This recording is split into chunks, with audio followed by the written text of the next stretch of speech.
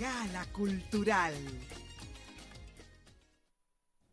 Como les comentaba, Carlos San Giovanni, artista plástico, profesor universitario, fue vicerrector en una de las universidades más importantes del país, APEC, UNAPEC, y un gran amigo de este programa. Un honor recibirlo, gracias por aceptar la invitación y sobre todo para hablar de ese nuevo concepto de galerías del que estábamos comentando. Frente a Casa de Teatro, en la Arzobispo Meriño, está este concepto nuevo, alternativo, del manejo de una galería, que con él vamos a conversar precisamente de eso. Pero hay tantos temas, como por ejemplo la Bienal Nacional de Artes Visuales, claro, su trayectoria, ¿no?, dentro de del arte plástico dominicano. Gracias por aceptar la invitación nueva vez, un gran honor. Gracias a ti por haberme invitado a tu programa, tan visto por la televidencia dominicana. Realmente para mí es importante incluso a veces comunicar todo lo que uno quiere decir en torno a las artes visuales. Así es. Como tú bien decías, realmente nosotros estamos manejando un espacio cultural ahora frente a Casa de Teatro, en la zona colonial. Es un concepto diferente de las galerías de arte. No es una galería abierta permanentemente al público, ya que incluso ahí nosotros realizamos la producción. Trabajamos con artistas que invitamos específicamente a esa galería. Jóvenes, fundamentalmente. Y ya artistas con cierta connotación muy cercano a nosotros. Además de eso, de que es un espacio pequeño, reducido, porque en la zona colonial tú no encuentras los grandes espacios. Tenemos un tiempo largo en ese lugar. Lo hemos habilitado muy agradablemente para recibir a un público selecto, generalmente coleccionistas, personas interesados en el arte, compradores de arte, porque el problema es que aquí hay salas de exposiciones multitudinarias que reciben a mucho público, sí, claro. Hay brindis, hay de todo y al final no hay venta. Entonces realmente no es el concepto. Digamos que esto es una galería de vernizaje. Entonces realmente nosotros tenemos dos opciones. Los días de apertura de la muestra invitamos a un público muy selecto, que es un público que aprecia y compra además de eso. Y luego tenemos un horario abierto a todo el público que quiera ir, definido en horario generalmente que es en horario de tarde-noche. Tarde-noche, que es generalmente cuando la gente, personas pueden salir y salen y pueden ver una muestra. Es decir, no nos negamos a recibir a otras personas, pero realmente para las aperturas tenemos limitado el espacio a los coleccionistas y amantes del arte. Pero si uno está en la zona colonial y quiere perfecto, deleitarse con dentro del horario eso puede, incluso nosotros tenemos una página web donde ven el horario, tienen el número de teléfono para contactarnos e incluso decir si quieren verlo en un horario fuera de ese. No hay ningún problema en ese tipo de manejo. El local incluso tiene también una serie de talleres, porque tenemos un taller de cerámica, hay un taller de serigrafía y la idea incluso es que ahí se reproducen también obras de otros artistas que trabajan con nosotros en un momento determinado. A mí me gustaría que hiciéramos una reflexión. Hay un experto español, un artista, que dice que la educación artística está muy por debajo, ¿no?, de las necesidades de educación de quienes apuestan por este oficio. Hablaba de las taras, ¿no?, que se vienen arrastrando en la educación artística en su país. ¿Cómo ve el profesor Carlos San Giovanni, el artista, la educación en ese orden en nuestro país? Aquí en sentido general la educación es un problema, no solamente la educación visual ni la educación artística en cualquier género. El hombre indiscutiblemente es un ser que aprecia, tiene placeres estéticos y gusta de determinados tipos de arte, incluso puede ser auditivo, visual, gustativo, porque hasta la gastronomía es un arte. Claro. Entonces realmente hay variables, claro está, hay niveles de subsistencia.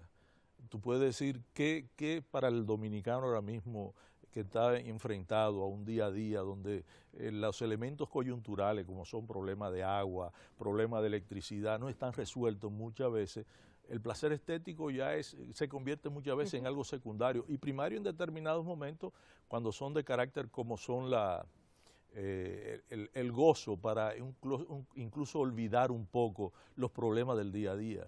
Entonces, así por eso tú ves que ciertos géneros, por ejemplo, en el término de arte, tienen más apreciaciones que otros, sobre todo cuando están acompañados del alcohol del etílico.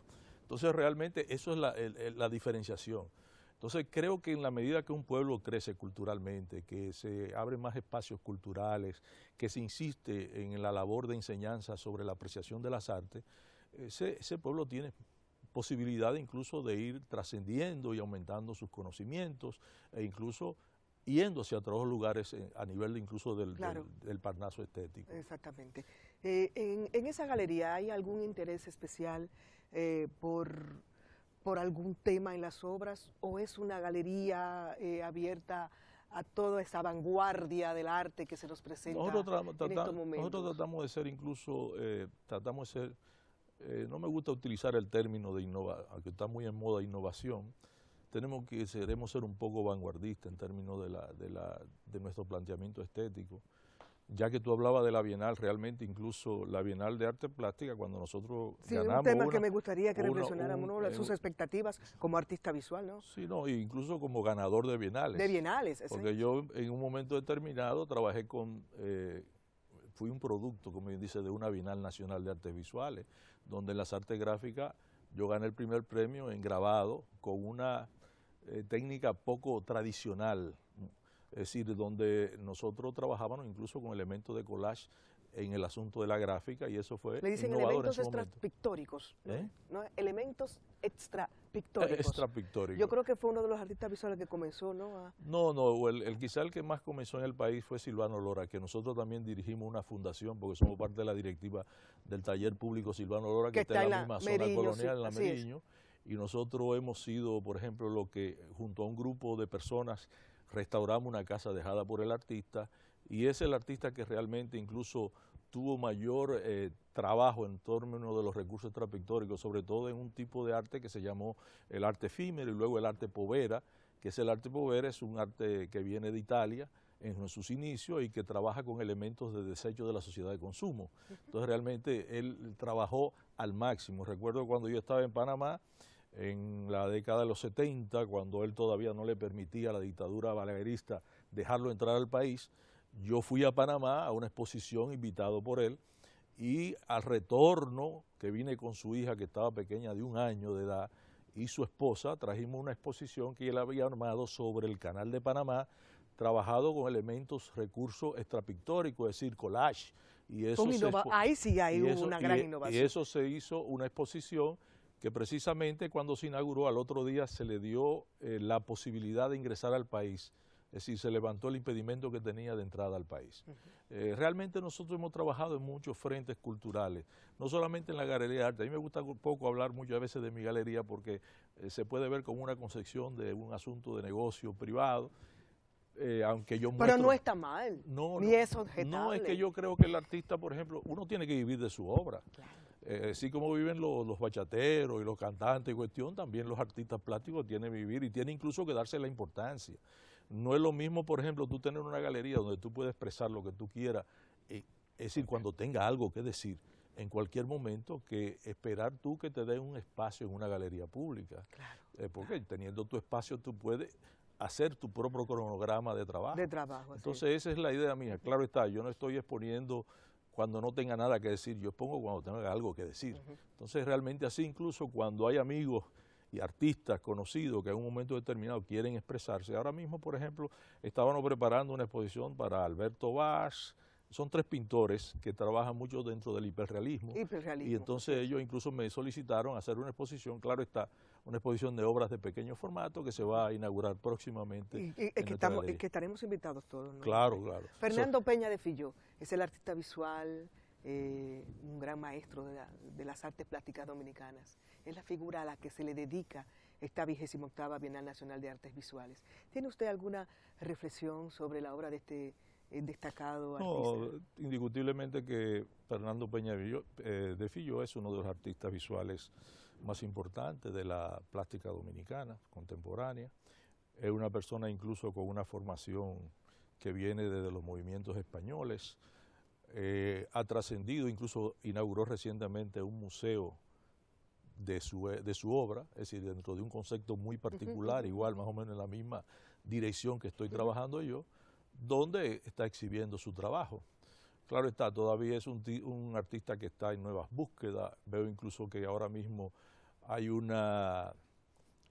cambio en lo que está expresando en los últimos cuadros que he visto de él. Su nombre incluso llegó en un momento determinado, como tú sabes, de la Bienal, cuando Sí. Ada Balcácer renuncia del homenaje que se le estaba realizando. Entonces, ahí hubo una polémica, porque incluso Ada Balcácer mandó una carta pública del por qué renunciaba.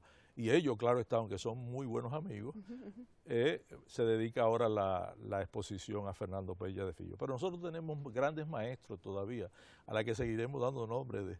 Por ejemplo, ya falleció nuestro maestro Ramón Oviedo, una persona que un maestro de las artes. Nos hizo el honor de estar aquí en Cita Cultural en los inicios de este proyecto de cultural y educativa. Yo tuve el honor y la desgracia quizá de haber grabado los últimos momentos con una entrevista que yo le realicé a propósito de una investigación que estaba realizando sobre el cartel en la Revolución de Abril, y hice un trabajo con él que lo tengo grabado, incluso lo quiero editar, sobre el asunto de lo que él decía, de los trabajos que él realizó en el proceso de la contienda constitucionalista. Entonces, él estuvo muy involucrado, ¿no? Claro, y comprometido. Ellos conjuntamente, lo que era con Silvano Lora, Ada Balcácer, el maestro Ramón Oviedo, José Sestero y otras series de artistas, Condecito no, estuvo el maestro Lepe, estuvieron trabajando incluso en una casa, un taller de trabajo gráfico donde se hacían póster, carteles. En la zona constitucionalista. En la zona constitucionalista, en pleno combate, donde ellos dibujaban sobre papeles de periódico con pinturas a mano, carteles motivando a la insurrección popular, al asunto de la defensa de la constitucionalidad, a la lucha armada contra el invasor, y todo eso. Los primeros grafitis.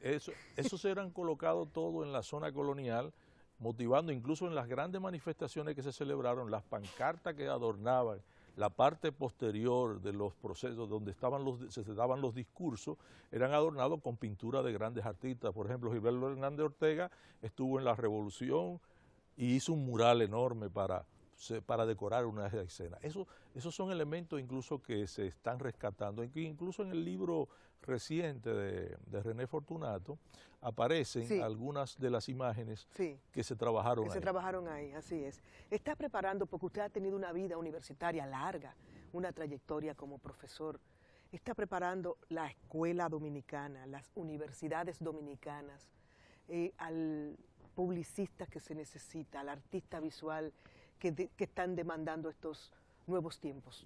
Bueno, por ejemplo, mi experiencia, yo fui, como tú sabes bien, decano de Arte y Comunicación de la Universidad PEI, después vicerrector académico. Realmente nosotros tenemos una escuela de artes y comunicación bastante importante en el país, incluso creo que en el área de la publicidad es la más importante, sin temor a duda, por el hecho de que ha tenido esa visión con respecto a lo que está sucediendo, a ese oficio y lo que está sucediendo en el mundo cambiante. No es una universidad estática, es una universidad que ha tratado de trabajar basado en lo que está sucediendo en el mundo contemporáneo, en el mundo globalizado. Por ejemplo, tiene básicamente en esa escuela 3 carreras, que son la licenciatura en diseño gráfico, la licenciatura en publicidad y comunicación, y lo que es licenciatura en diseño de interiores. Ahora incluso abrió una licenciatura en, se llama comunicación digital, que es importante. Y realmente nosotros, te voy a decir, se están preparando con todos los programas, todos los recursos que requiere la modernidad y lo que está sucediendo a nivel de universidades. Hoy el mundo es un pañuelo y realmente incluso lo que está sucediendo en China lo conocemos inmediatamente. Entramos al Louvre también a través del internet. Sí, entramos al Louvre, al Guggenheim. Es decir, ya es muy difícil tú hablar al Museo de Arte Moderno de que Dominicano. tú eres el dueño de la comunicación y de lo que está sucediendo en el mundo. Tú estás informado de todo. Así es. Entonces realmente las universidades tienen que adaptarse a los tiempos, ir cambiando, si no, perecen. Y eso es lo que ha sucedido. Por ejemplo, las universidades han entrado en un proceso de acreditación a nivel internacional para estar ranqueada, para estar globalizada, para estar diciendo, no, esta universidad está acreditada por tales organismos internacionales. De caso contrario, fracasan. Y eso es lo que veo, por ejemplo, ahora mismo la universidad acreditó, fueron 9 carreras de negocios. Estoy hablando de lo que sucedió y acreditada por una acreditadora norteamericana. Entonces, sin embargo, en el ranking como universidad, la República Dominicana no aparece. Lo que pasa es que se miden otros parámetros. Por ejemplo, el problema de las en una posición no deseada. Hay una posición, ahí está la innovación, la investigación, y realmente tú sabes recursos destinados a eso. Y entonces eso es uno de los parámetros que miden bastante el ranqueo de las universidades. Y donde un país donde toda la investigación es que viene de fuera, foránea, donde tú no inviertes en investigación, que es muy poco, en las innovaciones, incluso ahora estamos hablando que tenemos problemas en las matemáticas, en el mismo español. Entonces nosotros tenemos que ir trillando camino. Las universidades muchas veces han tenido que suplir el papel en la educación de media ahí, porque por ejemplo nosotros nos llegan bachilleres que no tienen ni formación en el área español ni matemática, y la universidad tiene que asumir incorporando materias formativas que deberían estar para actualizar al estudiante. Entonces eso retrasa en cierta medida porque se destinan recursos hacia esa preparación cuando deberían estar orientadas más al proceso de las enseñanzas, de las materias que profesionalizan. Entonces hay un asunto, esos parámetros de medición hay que observarlo con cierta lupa. Bueno, pues nos encontramos en el Museo de Arte Moderno el próximo domingo. Vamos a ver qué nos trae. Hay una gran fiesta del arte. El museo, vamos a ir de todas formas. Al acto inaugural. Al acto inaugural. Que es el próximo Veremos domingo. Que siempre sucede en los comentarios. Yo les hice un libro que se llama Antología de una Bienal, que precisamente todos los chismes que se suscitaron en un momento determinado cuando se otorgaron los premios, que siempre aparecen. Pero la Bienal siempre trasciende Así eso. es, una gran fiesta de las artes visuales en la República Dominicana. Claro está. Don Carlos Sangiovanni, gracias. Encantada de haberlos recibido en Cita Cultural. Gracias a ti por haberme invitado. Un placer. Mañana les esperamos. Que pasen un feliz día.